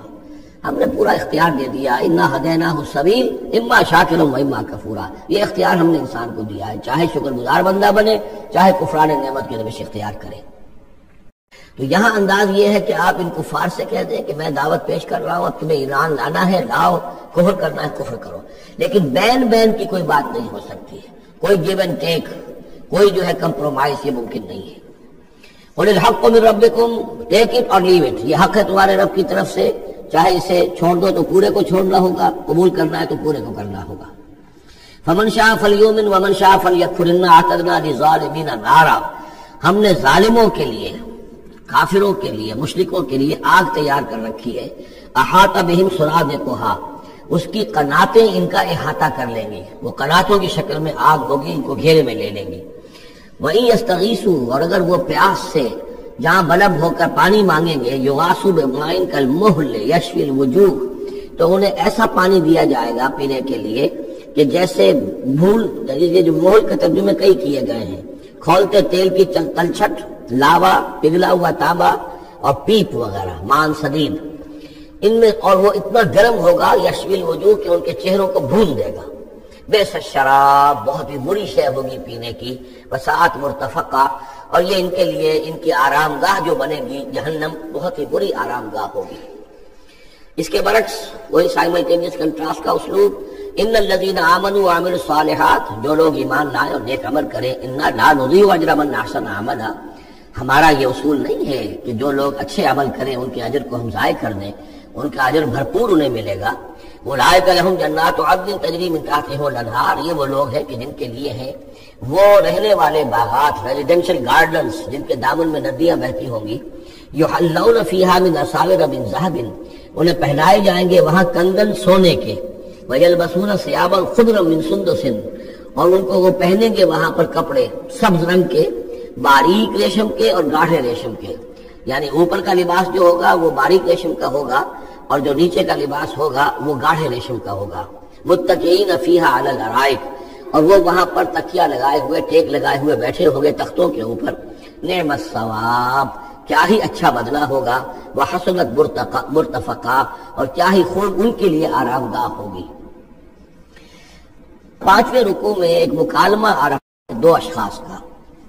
ایک شخص وہ ہے کہ جس کو اللہ نے دنیاوی نعمتیں جو بھی اس دور کی تھیں بھرپور دی ہیں، مادی وسائل بھرپور دے رکھے ہیں، اور وہ اس قدر اس کا معاملہ ٹھیک چل رہا ہے کہ ہوتے ہوتے اس کی نگاہ اب اللہ کی طرف سے ہٹ کر ان مادی اسباب و وسائل ہی پر جم گئی ہے، اس کا توکل اور اعتماد اسی پر قائم ہو گیا ہے۔ ایک دوسرا شخص دنیاوی اعتبار سے مرفع الحال نہیں ہے، اس کے پاس دولت نہیں ہے، دنیاوی چیزیں نہیں ہیں، لیکن وہ اللہ تعالیٰ کی معرفت اسے حاصل ہے۔ وہ اس دولت مند آدمی کو بھی نصیحت کرتا ہے کہ تم اللہ کو بھول گئے ہو، تمہیں چاہیے کہ ہم تمام چیزوں کے اوپر جو بھی اللہ نے تمہیں دی ہے اس کا شکر ادا کرو، اس کا حق ادا کرو۔ لیکن اس نے اپنے گھمنڈ میں آ کر اسے بہت تلخ جواب دیا، میرے پاس یہ سب کچھ ہے تو گویا کہ میں اللہ تعالیٰ کا لاڈلا ہوں، چہیتا ہوں، تم جوتیاں پٹخار رہے ہو، تمہارے پاس کچھ نہیں ہے، تمہاری کوئی حیثیت نہیں ہے، تمہاری یہ حیثیت ہی نہیں کہ مجھے تم واس بھی کہو۔ لیکن یہ کہ اس پر پھر جو ان کے درمیان معاملہ ہوا تو انہوں نے کہا اس شخص نے کہ ہو سکتا ہے کہ اللہ تعالیٰ تمہارے سارے دولت کو اور مال و اسباب کو ضائع کر دے، لیکن یہ کہ اس نے کہا کیسے ہو سکتا ہے، میں نے سارا بندوبست ٹھیک کیا ہوا ہے۔ بہرحال نتیجہ یہ نکلا کہ اللہ تعالیٰ نے اس کی اس پوری دولت کو ایک طریقے سے ضائع کر دیا، اور پھر وہ اپنے ہتھیلیاں ملتا رہ گیا، کفِ افسوس ملتا رہ گیا، اور اس نے کہا ہائے کاش کہ میں نے اپنے رب کے ساتھ شرک نہ کیا ہوتا۔ حالانکہ اس پورے رکوع میں کہیں کسی دیوی کا، دیوتا کا، کسی اور الہہ کا کوئی ذکر نہیں ہے۔ تو اس رکوع میں سمجھنے کی بات یہ ہے کہ ایک شرک ہے مادہ پرستی کا شرک، مادی اسباب و وسائل پر اتنا تکیہ ہو جائے، اتنا توکل ہو جائے، اتنا اعتماد ہو جائے کہ پھر اللہ تعالیٰ کو انسان بھول جائے، مسبب الاسباب پر سے نگاہ ہٹ جائے اور وہ سمجھے کہ سارا اعتماد اور توکل میرا ان مادی اسباب و وسائل پر ہے۔ تو یہاں گویا کہ اس نے ان مادی وسائل و اسباب ہی کو اپنا معبود بنا لیا ہے۔ تو یہ شرک ہے جو اس دور کا سب سے بڑا شرک ہے۔ اس دور میں بت پرستی کا شرک بہت کم رہ گیا ہے، اب ستارہ پرستی کا شرک کہاں رہ گیا ہے؟ کون لوگ ہیں جو ستاروں کو پوجتے ہیں؟ اب تو انسان سمجھتا ہے ستاروں تک تو ہم پہنچ ہی جائیں گے، ہمارا علم تو پہنچ ہی چکا ہے، چاند تک ہم اتر آئے ہیں، اب چاند کو کون پوجے گا؟ یہ جو اب ساری جو ہے اب جو پوجا پاٹ ہو رہی ہے وہ تو مادہ پرستی کی ہے، وہ دولت کی ہے، وہ در حقیقت یا وہ نظریاتی طور پر وطن پرستی ہے، اس کا ایک شرک ہے۔ تو یہ اس دور کے شرک کو سمجھنا بہت ضروری ہے، اور یہ رکوع اس اعتبار سے کہ اس میں کسی دیوی دیوتا کا ذکر نہیں ہے۔ تو شرک کون سا کیا اس نے؟ وہ شرک یہی ہے کہ اس نے دنیاوی مال و اسباب اور مادی اسباب و ذرائع کے اوپر اپنے سارے توکل کو جو ہے اس کے ساتھ منسلک کر لیا، یہی گویا کہ اس کو معبود بنا لینا ہے۔ وَاضْرِبْ لَهُم مَثَلًا رَجُلَيْنِ، ان کے لیے بیان کیجئے دو اشخاص کی مثال۔ جعلنا لأحدهما جنتين من عناب، ان میں سے ایک کو ہم نے دیے تھے دو باغ انگوروں کے، وحففناهما بنخل، اور ان دونوں کو گھیرے میں لیا ہوا تھا کھجوروں کے درختوں نے۔ اب دیکھیے کہ انگوروں کی بیلیں ہیں، اور چونکہ ادھر ادھر سے ہوا تیز نہ آئے تو کھجوروں کے جھنڈ جو ہے وہ چاروں طرف لگے ہوئے ہیں، تاکہ ان کے مابین جو اس کی انگوروں کی بیلیں ہیں وہ بڑی محفوظ ہیں۔ وجعلنا بینہما زرعا، ان کے درمیان کھیتی بھی تھی، یعنی یہ کہ اناج کا سامان بھی ہے اور انگوروں کی بیلیں بھی ہیں اور یہ کہ کھجوروں کے درخت بھی ہیں۔ کلتا الجنتین آتت اکلہا، وہ دونوں باغات اپنا پھل دیتے تھے، ولم تظلم منہ شیئا، سال بسال پھل آ رہا ہے، سال ہر سال ہو گئے، ہر سال پھل آ رہا ہے، اس میں کوئی کمی نہیں کرتے تھے۔ جب یہ چیز چلتی رہتی ہے تو آدمی کا خود بخود ایک توکل جو ہے وہ اس چیز کے ساتھ وابستہ ہو جاتا ہے، وہ بھول جاتا ہے کہ اس کی اللہ تعالیٰ کے فضل و کرم سے ہے، یہ اللہ کے اذن سے ہے، بلکہ یہ کہ وہ انہی چیزوں کو سمجھ بیٹھتا ہے کہ یہ دائم ہے اور قائم ہے۔ وَفَجَّرْنَا خِلَالَهُمَا نَهْرًا، اور ہم نے ان کے مابین ایک نہر بھی نکال دی تھی، آبپاشی کا بھی پورا نظام موجود ہے۔ وَكَانَ لَهُ ثَمَرٌ،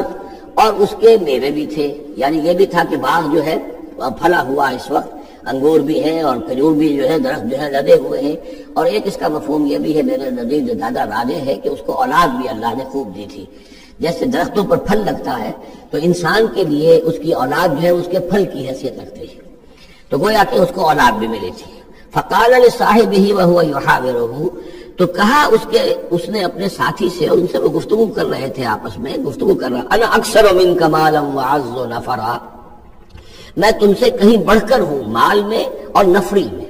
اب یہ نفری کے حوالے سے میں نے کہا لہو ثمر، اس کے بیٹے بھی تھے، اولاد بھی تھی، تو اس کے حوالے سے وہ نفری کی بات بھی کر رہا ہے، میرے بازو بھی بہت ہیں۔ وَدَخَلَ جَنَّتَهُ، اور وہ داخل ہوا اپنے باغ میں، وَهُوَ ظَالِمٌ لِنَفْسِهِ، اور وہ اپنے جان پر ظلم کر رہا تھا، یعنی اسی گمراہی کے اندر مبتلا تھا۔ قَالَ مَا أَظُنُّ أَن تَبِيدَ هَٰذِهِ أَبَدًا، انہوں نے کہا میں نہیں سمجھتا کہ یہ باغ بھی کبھی اجڑ سکتا ہے۔ کیا مجھے دھمکا رہے ہو کہ اللہ تعالیٰ جو ہے کہیں تم میری یہ دولت سلب نہ کر لے؟ دیکھو میں نے کھجوریں کس حساب سے یہاں پر لگائی ہیں کہ کوئی اگر آئے بھی، کوئی باد سرسر آئے یا کوئی اور بھی ہوا کا تیز لو کے جھونکے آئے تو وہ میری انگوروں کے بیلوں تک نہ پہنچے۔ یہ گویا کہ سینٹینلز کھڑے ہوئے ہیں، کھجور کے درخت جو ہے وہ روک رہے ہیں۔ پھر میں نے یہاں پہ آبپاشی کا نظام ہے، نہر چلی ہوئی ہے۔ ما اظن ان تبید هذه ابدا، میں نہیں سمجھتا کہ میرا یہ باغ جو ہے کبھی یہ کہ برباد بھی ہو سکتا ہے۔ وما اظن الساعة قائمة، اور یہ جو تم قیامت وغیرہ کی بات کر رہے ہو، اول تو میرا گمان نہیں ہے کہ کوئی قیامت کھڑی ہونے والی ہے۔ وما اظن الساعة قائمة، میں نہیں سمجھتا کہ یہ قیامت ہونے والی ہے۔ ہاں ڈھکوسلے سے ہے، کوئی بڑوں سے سنا تو ہے۔ اور یہ کہ وَلَئِن رُدِدتُّ إِلَىٰ رَبِّي، اگر مجھے لوٹا ہی دیا گیا اپنے رب کے پاس، لَأَجِدَنَّ خَيْرًا مِنْهَا مُنْقَلَبًا، تو مجھے وہاں لازماً ملے گا بہت بہتر لوٹ کر۔ اب اس کے اندر ایک فلسفہ ہے ان کا کہ جب اللہ نے مجھے یہاں دیا، اللہ کے وہ منکر نہیں تھے، اللہ نے مجھے یہاں دیا ہے تو اس کا مطلب یہ کہ میں چہیتا ہوں، لاڈلا ہوں، یا اللہ نے مجھے صلاحیتیں دی ہیں، میں نے بڑی عمدہ پلاننگ کر کے باغ بنائے ہیں، سارا اس کا بندوبست کیا ہے، تو یہ میری جو صلاحیت ہے، یہ اللہ کی دی ہوئی جو میرے اندر ہے، یہ جو خیر ہے، یہ کہاں چلا جائے گا؟ آخرت میں بھی مجھے پھر ملے گا اور اس سے بہتر ملے گا، اور تم جیسے یہاں بیٹیاں پٹخار رہے ہو ایسے وہاں پٹخارو گے۔ وَلَئِن رُدِدتُّ إِلَىٰ رَبِّي، اگر بالفرض ہو ہی گیا ایسا، لوٹا ہی دیا گیا میں اپنے رب کی طرف، لَأَجِدَنَّ خَيْرًا مِنْهَا مُنْقَلَبًا، تو اس سے بھی بہتر مجھے وہاں پر ملے گا۔ قَالَ لَهُ صَاحِبُهُ، اب اس اللہ کے بندے نے جو نیک بندہ تھا کہا اس سے، اس کے ساتھی نے، وَهُوَ يُحَاوِرُهُ، اور ان سے گفتگو کر رہا تھا، أَكَفَرْتَ بِالَّذِي خَلَقَكَ مِن تُرَابٍ، کیا تو نے کفر کیا اس ہستی کا جس نے تجھے مٹی سے بنایا، ثم من نطفہ، پھر پانی کی گندے پانی کی بوند سے بنایا، ثم سواک رجلا، پھر تجھے ایک پورا انسان بنا کر کھڑا کر دیا۔ اب یہاں نوٹ تجھے کفر کون سا کیا؟ یعنی یہ کہ وہ رب مان رہا ہے اللہ کو، اور رب کے ساتھ اسے کسی اور کا ذکر نہیں کیا ہے۔ مطلب یہ کہ آخرت کا انکار در حقیقت اللہ کا انکار ہے۔ اگر تم آخرت کے بارے میں جو کہہ رہے ہو کہ نہیں میں نہیں سمجھتا کہ یہ کوئی ہونے والی بات ہے، تو چاہے تم اللہ کو اب اقرار کر رہے ہو، لیکن حقیقت میں اگر آخرت کو نہیں مانتے تو گویا کہ اللہ کا انکار ہے۔ لیکن هو اللہ ربی، لیکن جہاں تک میرا معاملہ ہے، میں نے تو اللہ کو اپنا رب مانا ہوا ہے، وہی میرا مالک ہے، آقا ہے، ولا اشرک بربی احدا، اور میں اپنے رب کے ساتھ کسی کو شریک نہیں ٹھہراتا۔ ولولا اذ دخلت جنتک قلت ما شاء اللہ، اور کیوں نہ ایسا ہوا کہ اللہ کے بندے جب تو اپنے باغ میں داخل ہوا، تو نے باغ دیکھا پھلا ہوا ہے، ہرا بھرا ہے، ہر طرف منظر جو ہے بڑا دل خوشگل منظر ہے، تو کہتا ماشاء اللہ۔ یہ پھر وہی مجلسی کلمہ آ گیا جس میں توحید کوٹ کوٹ کر بھری ہوئی ہے، ماشاء اللہ۔ یہ جو اللہ نے چاہا، جو اللہ نے چاہا، یہ سب اس کے فضل و کرم سے ہے۔ لا قوت الا باللہ، کوئی طاقت نہیں ہے اللہ کے سوا۔ اگر اللہ کی طرف سے یہ بات نہ ہوتی تو میرے اندر کوئی صلاحیت نہیں تھی، اللہ ہی کی ہے در حقیقت، یہ دین ہے اسی کی عطا ہے۔ ان ترنے انا اقل منک مالا و ولدا، اگر تم دیکھ رہے ہو کہ میں تم سے کم ہوں مال میں بھی اور اولاد میں بھی، فعسى ربی ان یؤتینی خیرا من جنتک، تو مجھے تو اپنے رب کے بارے میں یہ یقین ہے کہ وہ جب چاہے مجھے تیرے باغ سے بہتر باغ دے سکتا ہے. وَيُرْسِلَ عَلَيْهَا حُسْبَانًا، اور تیرے باغ کے اوپر وہ کوئی اوپر سے کوئی لو کا جھونکا ایسا بھیج سکتا ہے میرے سمائے آسمان سے، فَتُصْبِحَ صَعِيدًا زَلَقًا، کہ یہ پورا باغ جو ہے یہ جو ایک ایسا چٹیل میدان ہو کر رہ جائے کہ یہاں کوئی درخت رہے نہ بیلے رہے. معلوم ہوا کہ ہر چیز جب آنکھ کھلی گل کی تو موسم تھا خزاں کا، یہ ہو سکتا ہے، ممکن ہے. اور یصبح ماؤہا غورا، یا اللہ آسمان سے کوئی ایسی نہ بھی بھیجے کوئی چیز بلا، تو اس کا پانی ہی جو تمہارا یہ جو چشمہ چل رہا ہے وہ پانی ہی اگر زمین کے اندر گہرا اتر جائے، چشمہ خشک ہو جائے، فلن تستطیع لہ طلبا، پھر تو پانی کہیں سے لا نہ سکے تو یہ باغ خود بخود اجڑ جائے گا. یہ سارے امکانات ہیں. مسبب الاسباب نے تمہارے لیے اس وقت سارے اسباب جمع کر رکھے ہیں، جب چاہے گا ان میں سے کسی ایک سبب کی بھی اگر تناب کھینچ لے تو یہ سارا معاملہ جو ہے یہ تو شیش محل کی طرح کا ہے، ایک ہی جو پتھر ہے وہ اس کو چکنا چور کر دے گا. وَأُحِيطَ بِثَمَرِهِ، معلوم ہوتا جو بہت ہی کوئی اللہ کا پہنچا ہوا شخص تھا، جو اللہ کا دوست تھا، اور اس کا دل دکھایا اس شخص نے، جس کو تانا دیا اسے انا خیر من انا اکثر منک مالا وولدا، تو اس حوالے سے اس کا دل دکھا ہے. اور یہ جان لیجئے کہ کسی اللہ والے کا من عادى لي وليا فاذنته للحرب، تو ایک حدیث قدسی ہے، جو شخص میرے کسی ولی کے ساتھ دشمنی کرے پھر میری طرف سے اس کے خلاف اعلان جنگ ہے. تو اس نے چونکہ یہ دل دکھایا ہے. فارسی کا شعر بھی بڑا مزیدار ہے کہ ہیچ قوم را خدا رسوا نہ کرد، تا دلے صاحب دلے نامد میں درد. کسی صاحب دل کے دل کو ٹھیس لگتی ہے، درد اس کے اندر پیدا ہو جاتا ہے، صاحب دل ہو، اللہ کی محبت اس کے دل میں ہے اور اسے ٹھیس پہنچے، تو تا دلے صاحب دلے نامد میں درد، ہیچ قوم را خدا رسوا نہ کر. قومیں بڑی رسوا ہو جاتی ہیں کسی ایک اللہ والے کی کہ دل جو ہے اس کی دل کو اگر تکلیف پہنچے. تو وَأُحِيطَ بِثَمَرِهِ، اس کا سارا ثمر سمیٹ لیا گیا. اللہ تعالیٰ نے جو کچھ اس کو دیا تھا وہ سلب کر لیا، باغ بھی ختم ہوا، اولاد بھی ختم ہوئی. فَأَصْبَحَ يُقَلِّبُ كَفَّيْهِ عَلَى مَا أَنفَقَ فِيهَا، تو وہ رہ گیا اپنے ہاتھوں کو ملتا ہوا، اپنی ہتھیلیوں کو ملتا ہوا، جسے ہم کہتے ہیں کفے افسوس ملنا. يُقَلِّبُ كَفَّيْهِ عَلَى مَا أَنفَقَ فِيهَا، جو کچھ اس نے خرچ کیا تھا، انویسٹ کیا تھا، محنت کی تھی، کتنا عرصہ لگا تھا اس باغ کے پلاننگ میں، باغ کو اس نے لگایا تھا، کہاں سے پودے لایا ہوگا. ما انفق فیہا وہی خاویۃ علی عروشہا، اور وہ باغ جو ہے گرا پڑا ہوا تھا اپنی چھتریاں کے اوپر، کیونکہ جو انگور کی بیلیں ہوتی ہیں وہ ٹٹیاں ہوتی ہیں، چھتریاں ہوتی ہیں، وہ سب اونی پڑی ہیں. وَيَقُولُ يَا لَيْتَنِي لَمْ أُشْرِكْ بِرَبِّي أَحَدًا، اور اس وقت وہ کہہ رہا تھا ہائے میری شامت، کیا کاش کہ میں نے اپنے رب کے ساتھ شرک نہ کیا ہوتا. اب یہ کون سا شرک ہے؟ اس پوری اس گفتگو کے اندر کہیں کسی دیوی کا، دیوتا کا، کسی کا ذکر نہیں ہے، کسی کی شفاعت کا ذکر نہیں ہے. یہ ہے ہمارا آج کا نقشہ مادہ پرستی کا. آج کی ہماری ذہنیت جو ہے پوری کی پوری اس رکوع کے اندر موجود ہے. وَلَمْ تَكُنْ لَهُ فِئَةٌ يَنْصُرُونَهُ، اور نہ ہوئی پھر اس کی کوئی جماعت، کوئی اس کی فوج ہوتی جو اس کی مدد کرتی من دون اللہ، اللہ کے مقابلے میں. وَمَا كَانَ مُنْتَصِرًا، اور نہ ہی وہ اس قابل تھا کہ کسی سے انتقام لے. کس سے انتقام لے؟ سارا فیصلہ تو اللہ کی طرف سے ہوا ہے. هُنَالِكَ الْوَلَایَةُ لِلَّهِ الْحَقِّ، یہاں تو حکومت اور اختیار کل کا کل اللہ ہی کے لیے ہے، سچے اللہ کے لیے جو الحق ہے. یہ ولایا ہے واو کے زبر کے ساتھ.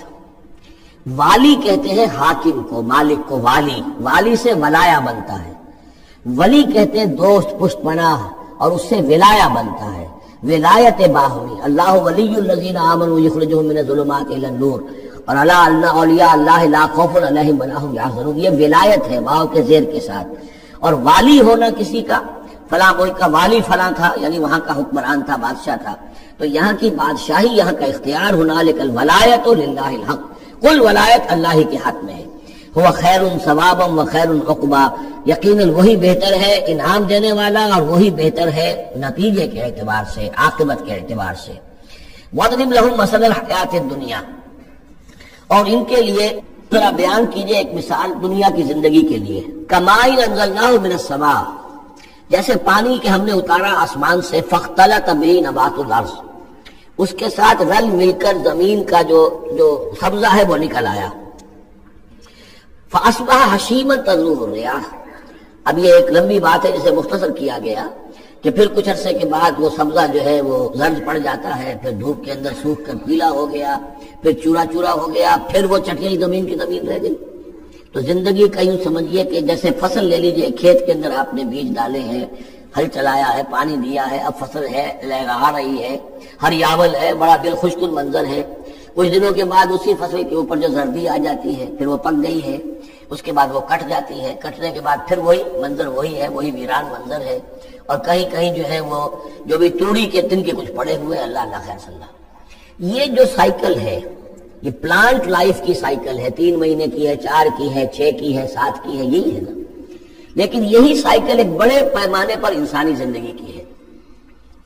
ایک بچہ پیدا ہوا، اس وقت جو ہے بڑی خوشیاں منائی گئی، پھر وہ بڑا جوان ہوا، قوی ہوا، طاقت والا ہوا،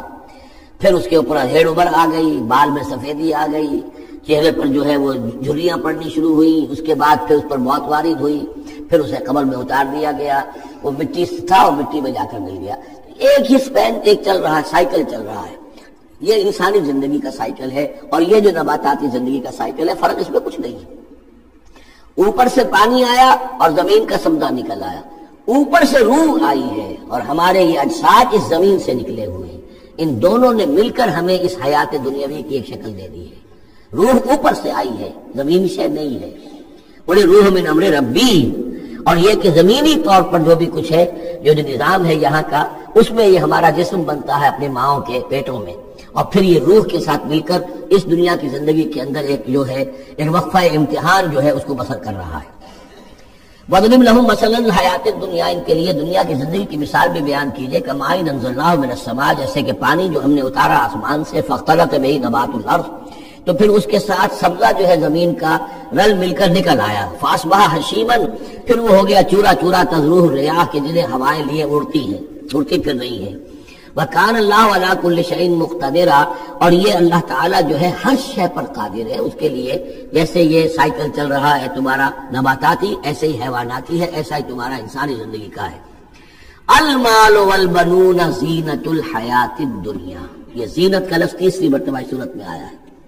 اور یہ اس کا عمود ہے، میں بتا چکا ہوں آپ کو۔ انا جعلنا ما علی الارض زینۃ لہا لنبلوہم ایہم احسن عملا۔ پھر آیا ترید زینت الحیات الدنیا، ہے نبی دیکھیے کہ ان لوگوں کو گمان نہ ہو کہ محمد بھی دنیا کی زندگی کی زیبائش اور آرائش ہی پر رجھے ہوئے ہیں،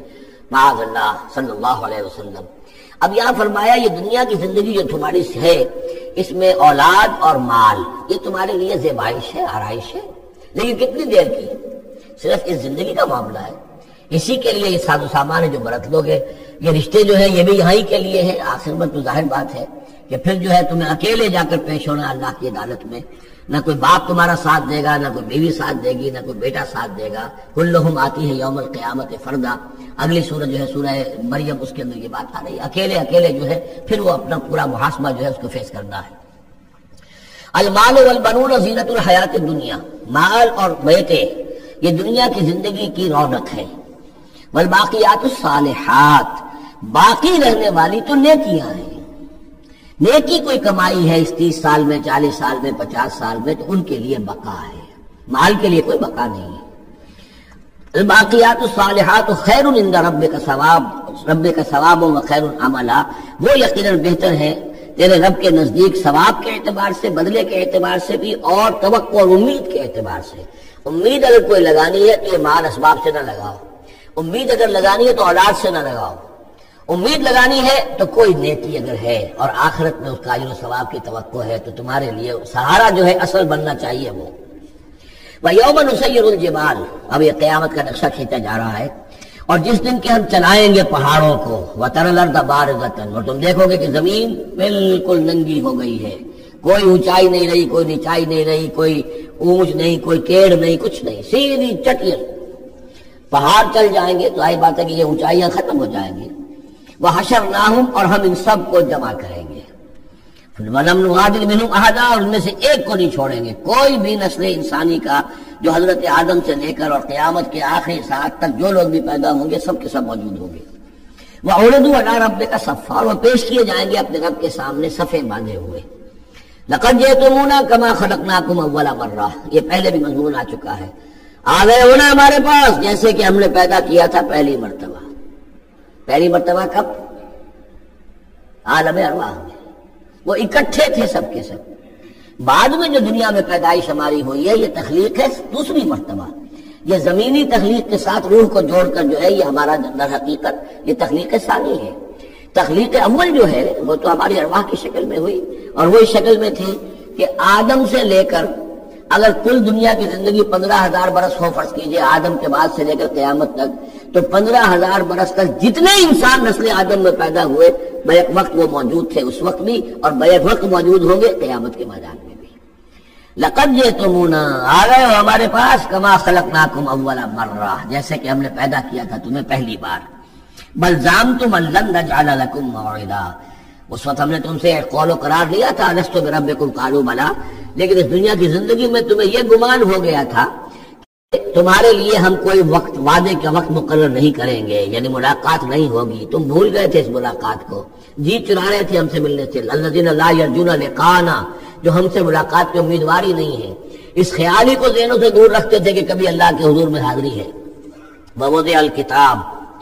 اور اعمال نامہ لا کر رکھ دیا جائے گا وضع۔ اب وہ اعمال نامہ کیا ہوگا؟ کون سا جائنٹ قسم کا کوئی کمپیوٹر ہوگا؟ ہر فرد نوع بشر آدم کی ہر نسل کا اس میں پورا کارنامہ زندگی محفوظ ہوگا۔ آپ کو معلوم ہے جیسے کمپیوٹر کے اوپر ایک بٹن دبتا ہے اور وہ سب آ گیا، اور ایک بٹن دبے گا اس کا پورا جو چھپ کر بھی آ گیا۔ ایک فرد کی پوری زندگی کا ریکارڈ موجود ہے۔ جیسا کہ میں نے کئی بار عرض کیا، ان چیزوں کا ماننا اب جتنا آسان ہو گیا ہے، آج سے 100 برس پہلے ماننا اتنا آسان نہیں تھا۔ کس قدر گہرے ایمان